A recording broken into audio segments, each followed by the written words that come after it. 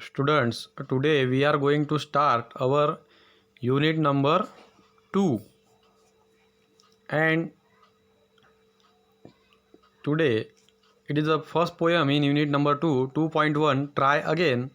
And first of all, we will see the warming up of this poem, and here is a chit chat. The first the first question is, what do you like, poems or stories? What do you like, poems or stories? म्हणजे तुम्हाला poem आवडते की stories आवडतात? तर जे काही तुम्हाला आवडतं त्याबद्दल तुम्ही उत्तर देऊ शकता की I like poems, like that. Another question is, what kind of poems you enjoy the most? I enjoy lyrical poem most is the answer. You can give your own answer. Do you think poem can inspire us? Is the third question. Do you think poem can inspire us? म्हणजे आपल्याला poem प्रेरणा देऊ शकतात का? You can give the answer like yes. Poem can inspire us. Then fourth question. Do you remember any such inspiring poem? And you can say yes. I remember the inspiring poem which I have learned in 7th standard. We shall overcome. We shall overcome. Students, we have learned this we shall overcome poem in 7th standard. You know very well. We shall overcome someday. Deep in my heart, I do believe we shall overcome someday. Then fifth question. When did you learn or listen to it? You can say I learned it when I was in standard 7. Sixth question is there. What message do you get from it? The message we get from this poem is, if we have faith in ourselves, we shall break through all the hurdles and make free and live in peace.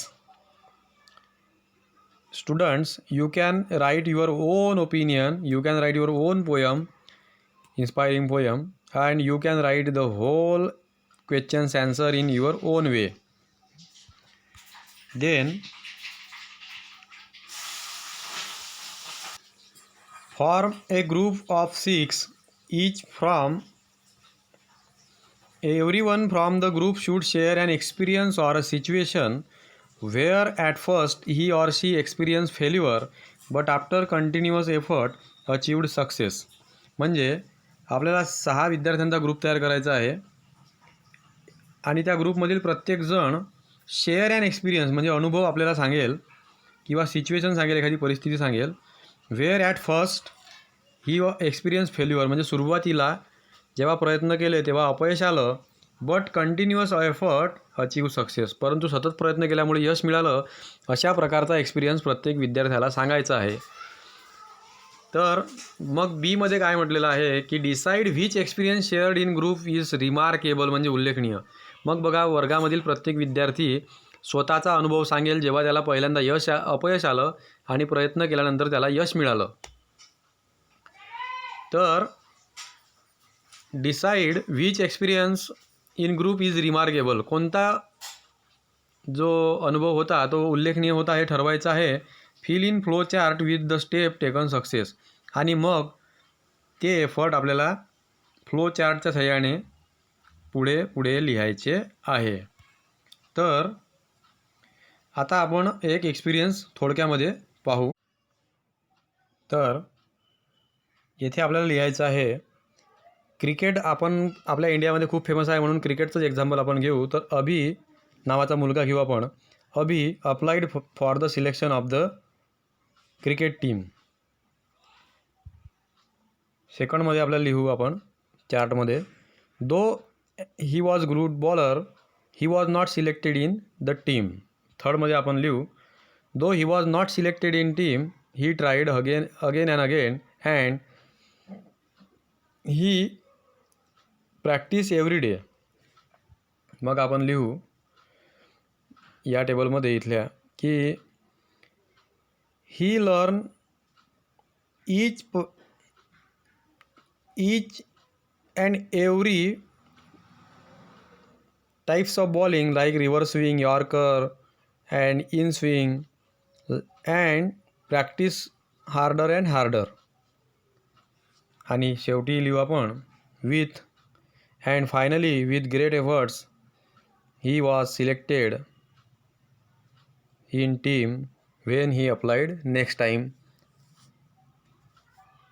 विद्यार्थ्यांनो अशा प्रकारे आपण experience आपण लिहू शकतो. त्यानंतर आपल्याला येथे एक वर्क दिलेला आहे. See the images, rearrange and write. See images and rearrange and write the proper number of each from those given below. या इमेजेस बघायचे आहे आणि कोणतं वाक्य कोणत्या इमेजसाठी सुटेबल आहे. तर आपण बघू की येथे पहिलं वाक्य आहे the spider climb again a little higher. कोणत्या इमेजमध्ये आपल्याला दिसते की स्पायडर थोडी वर चढली. 3-4 ठिकाणी दिसत आहे. त्याचं मिनिंग आपल्याला पहिले 5 सर्व वाक्य वाचल्यावरच आपल्या लक्षात येईल. ते it did not give up and climb higher and higher. आशा सोडली नाही आणि आणखी वर चढली. हे आपल्याला कुठे दिसून राहिलं ते आपण फक्त लक्षात घ्यायचं आहे पहिल्यांदा. नंतर आहे it sleep and fail down. ती वर चढली आणि घसरली आणि पडली. कुठे दिसून राहिलं आपल्याला? येथे दिसत आहे आणि येथे दिसत आहे. पण नेमकं दोनपैकी काय आहे ते आपल्याला पूर्ण वाक्य बघल्यावर कळेल. A spider began to climb a wall. हे वाक्य क्लिअर झालं आपलं. क्रमांक 4 पहिल्यामध्ये पाहिजे. A spider began to climb a wall म्हणजे एक स्पायडर चढायला सुरुवात केली. Finally it reach the top. सरते शेवटी ती सर्वात वर चढली. हे या इमेजमध्ये आपल्याला दिसत आहे. म्हणून आपण विद्यार्थ्यांनो येथे 5वा नंबर द्यायचा आहे. It fail down again the second time. बघा दुसऱ्यांदा कुठे पडली दिसत आहे आपल्याला. तर आपण ऑलरेडी अंडरलाईन केलेलं आहे. यावरून आपल्याला कळते की दुसऱ्यांदा कुठे पडली आहे. तर ज्या ठिकाणी जास्त वरून पडली तिथं सेकंड टाईम पडली. तर या ठिकाणी आपल्याला लिहायला लागेल 6 नंबर. लक्षात आलं का? त्यानंतर आता बघू आपण उर्वरित वाक्य. पहिला नंबर 1, 2, 3 नंबरचे वाक्य राहिले. तर the spider climb again a little higher. तर हे 3ऱ्या नंबरचं वाक्य हे बनेल. आणि पहिला नंबर द्यावा लागेल आपल्याला तिथे. येथे आपल्याला नंबर द्यावा लागेल 1. आणि it sleep and fail down हे 3रं वाक्य इथे लागेल. आणि मग आता कोणतं राहिलं? सेकंड वाक्य. तर सेकंड वाक्य इथे लागेल. मग नंबर काय झाले? 4. मग नंबर आपल्याला कशा प्रकारे द्यावा लागणार आहे? 4, 3, 1, 6, 2 आणि 5 अशा प्रकारे नंबर ठरलेले आहे. नंतर विद्यार्थ्यांनो मॉरल ऑफ द स्टोरी लिहायचं आहे. Try again and again. आपण या पोएममधून काय या स्टोरीमधून काय शिकलो? Try again and again till success. You can write till success. Okay. मग आता आपल्याला ही पोएमसुद्धा शिकायची आहे विद्यार्थ्यांनो. ट्राय अगेन ही आपली आजची पोएम आहे आणि जिला आपण आता सुरुवात करणार आहोत. पोएमचं नाव आहे ट्राय अगेन म्हणजे पुन्हा प्रयत्न करा. कॉल करतो आपण एखाद्या व्यक्तीला तेव्हा तो व्यक्ती रिसीव करत नाही. मग आपल्याला सांगते की the number you are trying to reach is busy or switch off. Please try again later. अशा प्रकारे म्हणजे पुन्हा नंतर प्रयत्न करा. बघा आपण आता पोएमला सुरुवात करू. Tease a lesson you should heed. Tease means it is. Tease means it is. Shorten form of it is. It is a lesson you should heed. Heed means pay attention. Pay attention म्हणजे लक्ष देणे. Lesson म्हणजे धडा. It is a lesson you should heed म्हणजे हा एक धडा आहे ज्याकडे तुम्ही लक्ष द्यायला पाहिजे. कोणता धडा आहे? Try again. तुम्ही कशाकडे लक्ष द्यायला पाहिजे? Try again. तुम्ही पुन्हा प्रयत्न करायला पाहिजे. इफ ॲट फर्स्ट म्हणजे सुरुवातीला पहिल्यांदा. You don't succeed. जर पहिल्या प्रयत्नात तुम्हाला यश नसन आले तर काय करायला पाहिजे? Try again. म्हणजे it is a lesson you should heed. Try again. तुमच्यासाठी हा धडा आहे ज्याकडे तुम्ही लक्ष द्यायला पाहिजे. तो म्हणजे try again. If at first you don't succeed try again. पहिल्यांदा प्रयत्न यश नाही मिळालं तर पुन्हा काय करायला पाहिजे? Try again. Then your courage should appear. Then your courage, then म्हणजे नंतर, युअर म्हणजे तुमचे, करेज म्हणजे धैर्य, शूड अपियर म्हणजे दिसणार, यातूनच तुमचं धैर्य दिसणार. For if you will persevere, for म्हणजे if you will persevere, persevere means keep trying till one achieve. यश मिळेपर्यंत प्रयत्न करणे, सतत प्रयत्न करणे म्हणजे परझिवर. आणि जर आपण सतत प्रयत्न केले तर तुमचं धैर्य दिसून येईल, असं या 2 लाईनचा अर्थ आहे.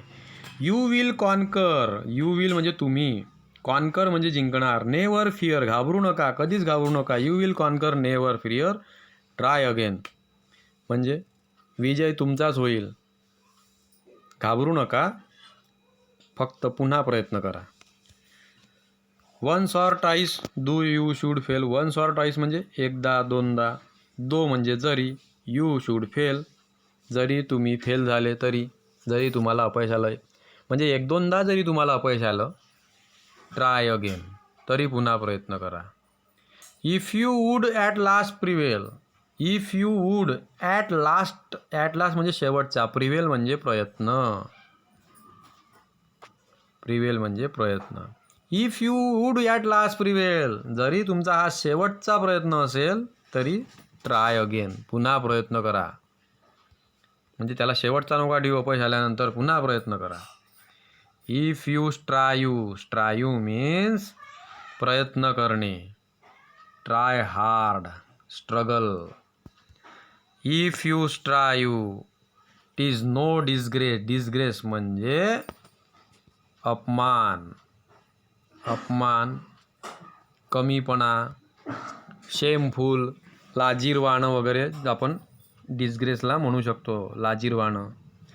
If we strive it is no disgrace म्हणजे आपण कष्ट करत आहे यात लाज वाटू देऊ नका. Though we do not win the race, जरी आपण रेस नाही जिंकलो.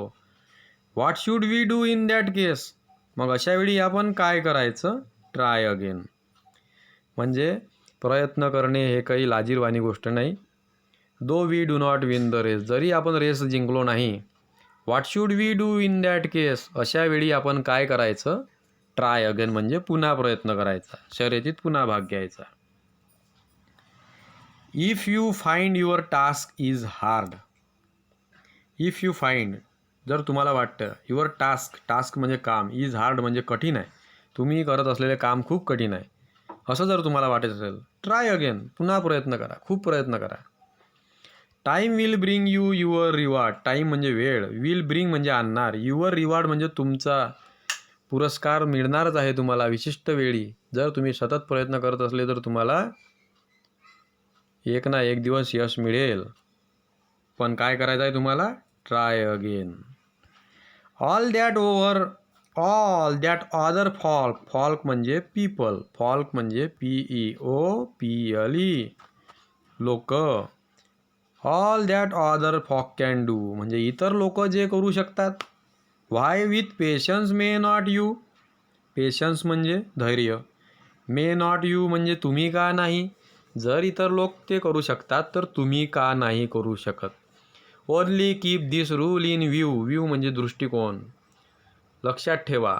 Only keep in this rule in view, हाच एक नियम तुम्ही लक्षात ठेवा. ट्राय अगेन, कोणता नियम लक्षात ठेवा? Try again.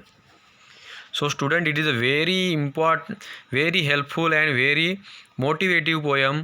You can learn the lesson from this poem that try again and again until you get success is the moral of the poem.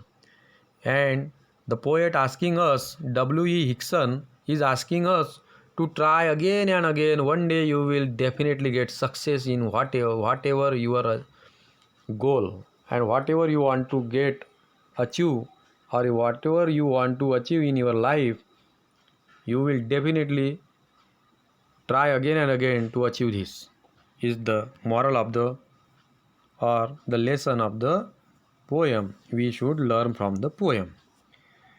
It is a very interesting poem. Okay student, we will stop here now. You can read the poem at your home and you can complete the homework exercise that we say English workshop of this poem in notebook. But before that, I will read the poem once again. "'Tis a lesson you should heed, try again. If at first you don't succeed, try again. Then your courage should appear.